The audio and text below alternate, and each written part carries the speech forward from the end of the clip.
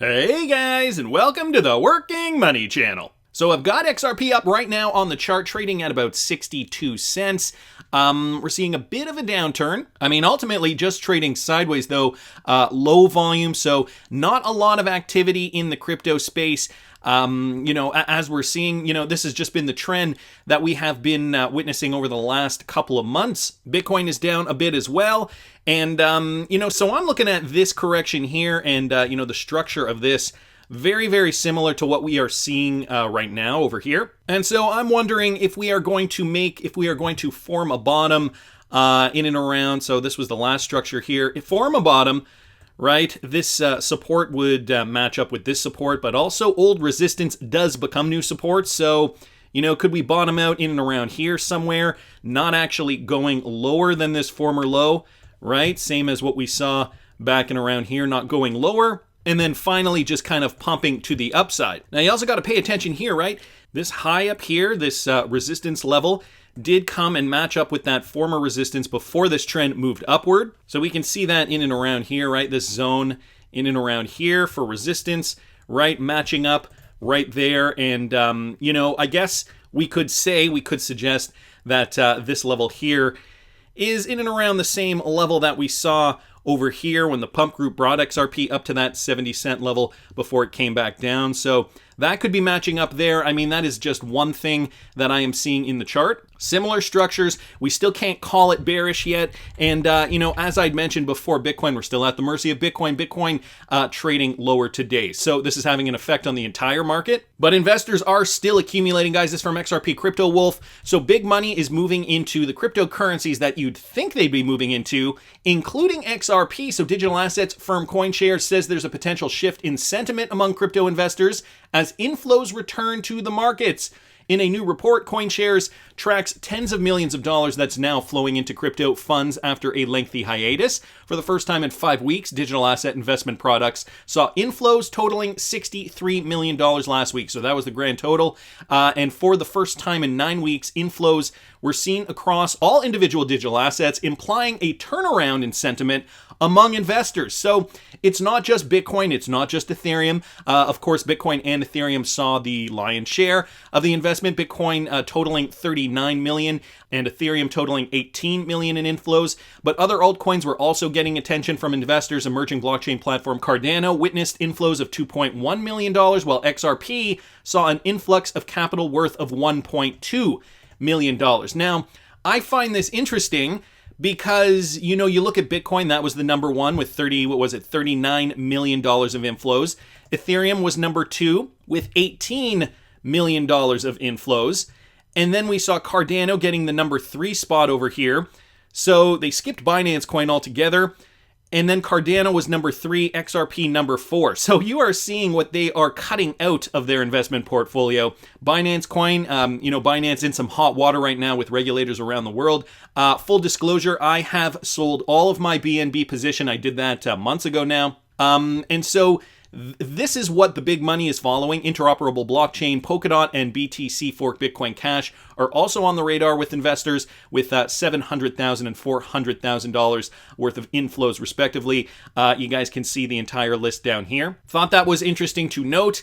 We're also seeing this, guys. USDC stablecoin issuer Circle is now going public. So first we had Coinbase. Now here's another cryptocurrency company that is deciding that they want to go public on the NASDAQ. And it would be under the ticker symbol CRCL. Circle first revealed its plans on going public back in May this year and raised $440 million last month, making it one of the bigger funding rounds in crypto history. Jeremy Allaire, Circle's co-founder and CEO, will remain the CEO of the upcoming public company, while Concord chairman Bob Diamond would join the board. So these guys are also merging with another company. The transaction is expected to finalize by the final quarter of 2021. Just thought that is pertinent to, what's going on in the crypto space, the sentiment in the market. Of course, we do also have Ripple partner Air Wallets, and they're partnering with powerhouse entrepreneur Naomi Simpson. to empower Australian businesses to scale. Guys, this is coming from the Cryptic Poet here. So just a few highlighted points. Airwallex partners with renowned Australian entrepreneur and Shark Tank investor Naomi Simpson to help SMBs build their businesses and scale and grow successfully. The partnership's theme, Choose Growth, focuses on key business growth challenges, including growing a customer base, cash flow, leadership, and talent. So Airwallex, just one of those companies that can definitely help in that way, considering they, make payments faster, cheaper, more efficient using RippleNet. Ripple's blockchain network is now more than 100 strong. This coming from back in October of 2017, just listing down here Airwallex as a partner. So wanted to thank the Cryptic Poet for posting that. And a new Ripple Insights blog post here, guys, evolving RippleNet for a tokenized future. This just came out yesterday, and it is an interesting report, I gotta say. I'm not going to read the entire report. I will link it in the description for those of you guys who are interested. I wanted to kind of go over some of the major points, though, that some others in the XRP community have pointed out, and I wanted to talk about them because I think a lot of these contributors have really kind of focused, drilled down on those main points that should get the XRP community really, really excited. So for Mickey B. Fresh here, ODL 2.0 plus Ripple's line of credit, plus the new Super Wallet, plus escrow, seigniorage, and PolySign, and standard custody, and SBI wallet, and VC equals Ripple positioning XRP to be at the forefront to dominate the single two most impactful and disruptive trends in all markets: institutional/retail DeFi and tokenization. We got to remember we started this with, or Ripple started this simply with cross-border payments. And now they are starting to branch out. We knew they were going to branch out, and now we're starting to see the first signs of that. So, with regards to this on-demand liquidity, we are now seeing a revised model. Of course, they were testing this at the beginning and, likely saw where there did need to be some changes. It all starts with a wallet. Every customer will join RippleNet with the same base service and a wallet designed to support both crypto and fiat. By adopting the wallet, customers are now ready to take advantage of the latest blockchain-enabled solution that keeps them at the cutting edge. The platform is designed to seamlessly upgrade and add new services as customers want them. In the future, customers can use their Ripple-enabled wallet to custody XRP, BTC, stablecoins, and anything that is tokenized. So essentially creating a wallet that is, well, as Mickey B. Fresh puts it here, a super wallet. You can pretty much stick anything in there, and it's an interoperable wallet, kind of, along the same theme as where Ripple has been going thus far. Preparing for enterprise for the crypto future. Ripple is evolving. We're expanding from a cross-border payment network to a platform providing tokenized services that will bring crypto capabilities to the enterprise and prepare them for a future where crypto is front and center. No doubt there that is where the world is going. Ripple knows it, of course. And so more in this blog post today. ODL customers can send XRP for cross-border payments directly through a crypto wallet. They can leverage their wallet to source XRP on demand instead of having to source it through a third party. The ability to grow and scale quickly with new partners and currencies. This gives them more flexibility and choice to customers while reducing friction in the payment flow. It also gives our customers the ability to grow and scale quickly with new partners and currencies by simplifying the onboarding process and enabling multiple currencies through a single wallet. Mickey B. Fresh also highlighting, Flash FX here, one of those innovative payment technology companies that is based in Australia. New ways to integrate that cutting-edge technology and leveraging Ripple's new ODL model. As such, we're now able to support payments in GBP, a currency ODL didn't support previously. So that is the pound sterling. Mickey B. Fresh down here continuing. We are not in 2018 anymore. RippleNet infrastructure is globally adopted with standardized APIs, hosting, ML, diverse ecosystem of stakeholders and users. Now it's time to go after DeFi and tokenization to establish a vitally important diverse financial market for supporting XRP. And, just highlighting some more points with regards to that. SBI multi-party computation wallet by CPR. So there's that as well. And guys, I will link this tweet in the description if you want to read further. I'm just kind of skimming over it right now because I do have some other tweets I wanted to get through too. With regards to Wrath of Kahneman, just kind of picking up on some of these same points. In the future, customers can use their Ripple-enabled wallet to custody XRP, BTC stablecoins, and anything that is tokenized. So this is a game changer. He talks about PolySign. I mean, how could you not think that even if Ripple is working on their own custody solutions, the real story here is wallets. Offering a wallet is what a lot of big players in payments do. A wallet is a functional account to add services to. Visa does this through their Visa Direct. Growth from a payments network to a platform providing tokenized services, bringing crypto to enterprise, reflects what the XRPL was created for, only in an enterprise-ready form. It coincides with renewed discussions about moving tokens on the XRPL happening on Twitter. And are there any other SEC implications here? They write, it all starts with wallets. But remember that this is the thing FinCEN forbade them from offering in an early action. This new wallet account is surely Ripple customer only, not for public, and highly vetted and compliant. NFTs are not the focus of this document, but they are included. Novati is also mentioned here as Ripple's acquisition of Tranglo, as with fiat and on off-ramps, especially in Southeast Asia. FX Flash also mentioned. Why? Just to show ODL is driven by customers. Is there more here? So a little bit of questioning what's going on with regards to, this report.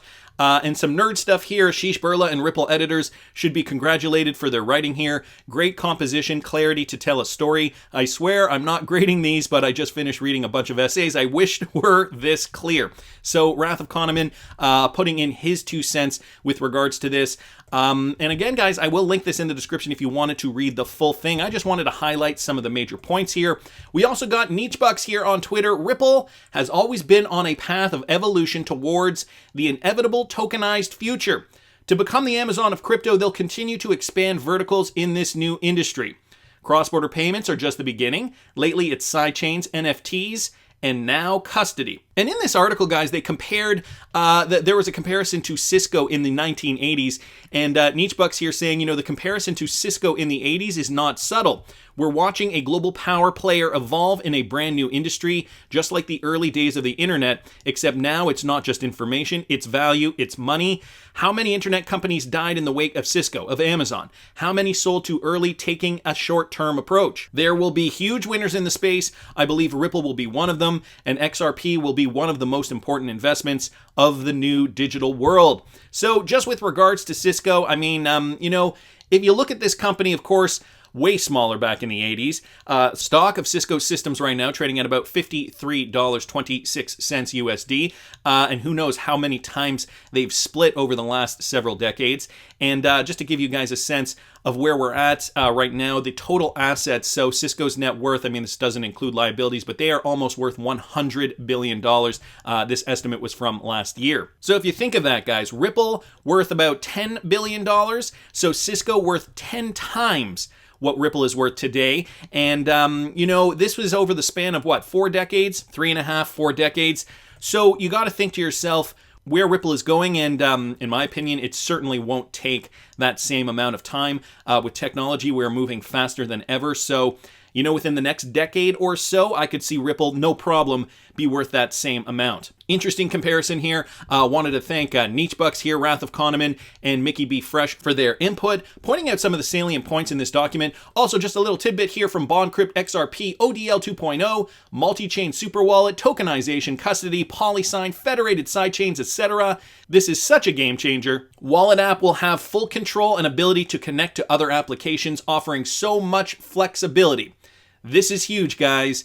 Build bridges, hashtag XRP community. Really exciting things coming out of the Ripple camp. We really are seeing the company evolve.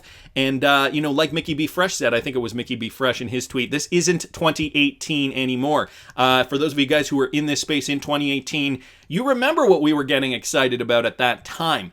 It seems to pale in comparison, child's play as to, what's going on today and all the developments that have been made from Ripple with regards to the technology, with regards to how a tokenized future is shaping up. And yet, there are still people who just don't get it and, have to have it explained to them again and again and again. This from XRP Crypto Wolf.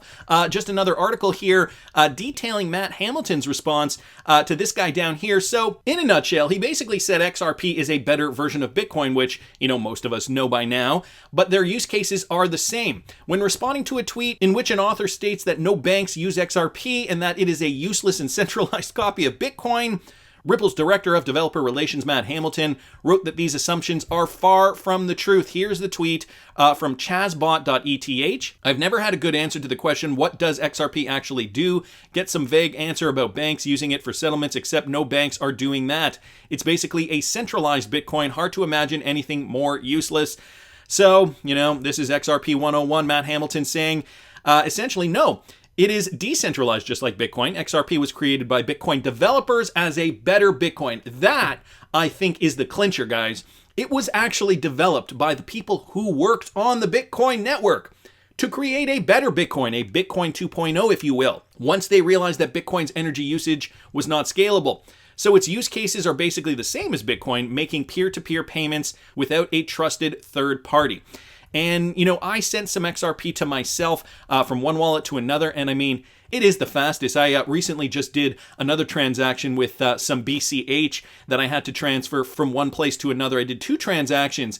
And the first one took, well, it went overnight. I did the transaction at about 4 p.m. And I didn't receive it until the morning. I kept refreshing. I thought I had put the wrong address in. Sure enough, I didn't put the wrong address in. It just took that long. It wasn't until the next morning when I woke up that I saw that the transaction had gone through.